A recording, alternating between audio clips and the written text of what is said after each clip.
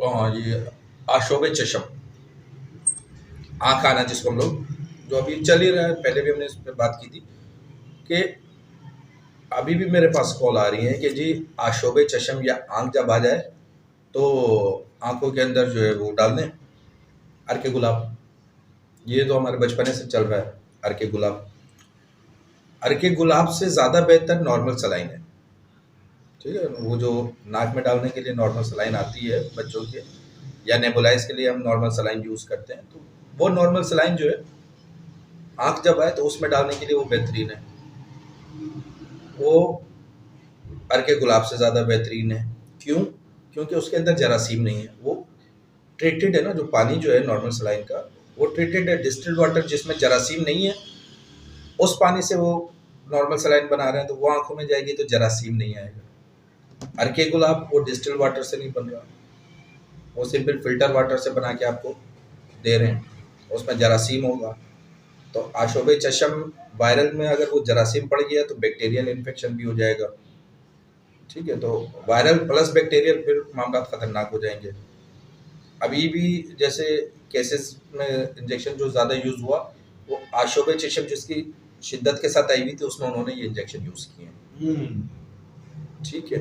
तो ज़रूरी नहीं है कि सिर्फ उस इंजेक्शन की वजह हो, वो बैक्टीरियल प्लस वायरल इन्फेक्शन जिसको हम सुपर इन्फेक्शन कहते हैं, वो भी एक वजह हो सकती है, लेकिन वो इंक्वायरी अभी चलेगी। तो अब ये बार बार बता रहे हैं टीवी के ऊपर कि जी आशोब चशम के अंदर ज़्यादा घबराने की ज़रूरत नहीं है, और सिर्फ आप अपने हाथ धोइए और फासले पे रहिए और ये आँख खुद ब खुद बेहतर हो जाएगी। मतलब डॉक्टर की तरफ ना जाइए जी। क्योंकि अगर वो जिसके पास पैसा है, ये पाकिस्तान की बदनसीबी है कि जिसके पास हमारे पास पैसा है वो चाहता है कि मैंने हाई फाई ट्रीटमेंट लेनी है। अब आप की आँख आई, आँख थोड़ा सा लाल हुई, अब आप जाओगे किसके पास? Eye specialist. पैसे वाले हो, आप आई स्पेशलिस्ट के पास जाओगे। आई स्पेशलिस्ट ने अपनी अगर विजिट फीस लेनी है तो वो उसकी 1000-1500 रुपये की होगी चेकअप का।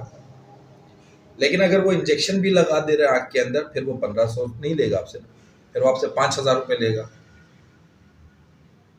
चीज़ को समझ रहे हो कि उसको ये मालूम है कि ये आँख इस इंजेक्शन के बगैर भी सही हो जाएगी, बिल्कुल। ठीक है, लेकिन मुझे पैसा कम मिलेगा। लेकिन इंजेक्शन लगाऊंगा तो भी आँख सही होगी और मुझे पैसा ज़्यादा मिल जाएगा।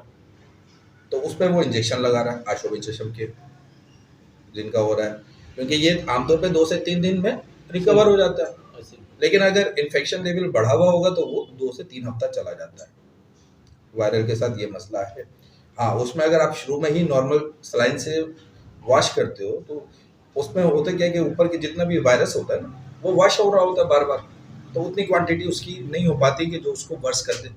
तो इसलिए आपने उसको फ्रिज में रखना है और उसके बाद उसको यूज़ करना है, तो आपकी आँख बेहतर रहेगी और मामला बेहतर होंगे।